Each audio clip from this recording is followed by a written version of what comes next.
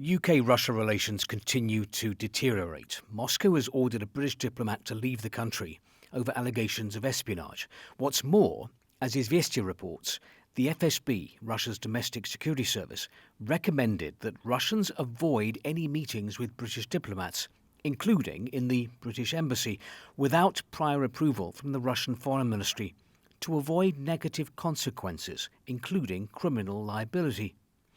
The UK Foreign Office called Russia's allegations complete nonsense and part of an increasingly aggressive and coordinated campaign of harassment against British diplomats. That rather chilling FSB warning clearly aimed at reducing contacts between the British Embassy and Russian citizens. So it seems is this article in Komsomolskaya Pravda, which provides names and faces of some of the Russians the British diplomat is alleged to have met.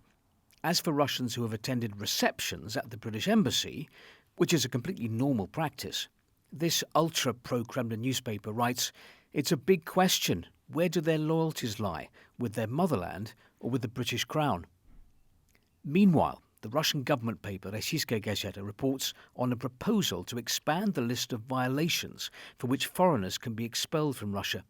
It's set to become even more dangerous for foreigners to break Russian laws. They'll be sent home. If the corresponding legislation is adopted, and the chances of that are said to be high, then foreigners will be expelled for violating the procedure for organising or holding a rally or picketing, for organising a mass simultaneous gathering and movement of citizens in public places if they resulted in a violation of public order. Expulsions could also result from disobeying the police, from public actions aimed at discrediting the armed forces, from calls to violate Russia's territorial integrity, from calls to impose or extend sanctions against Russia, Russian citizens or companies, and also from abusing freedom of the press. That last one in particular is open to broad interpretation. Mind you, it's not just relations between Russia and the outside world that are tense. So are relations between Russians and Russians. Moskovsky Komsomolets reports the results of a recent survey. Russians do periodically talk to their neighbours, but trust virtually none of them.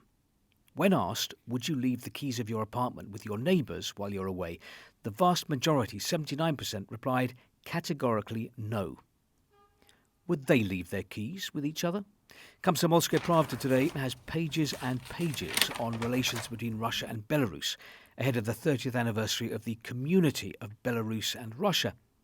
From today's Kommersant, we can see how popular VPNs are in Russia at a time of growing internet censorship. Since the start of 2026, the share of Russians using VPNs has risen to 39%, 8.3% higher than a year ago. Interest in VPN services and VPN traffic is definitely growing. Even Komsomolskaya Pravda kind of admits that, but in its joke section. Now many people turn on VPNs more often than their windscreen wipers.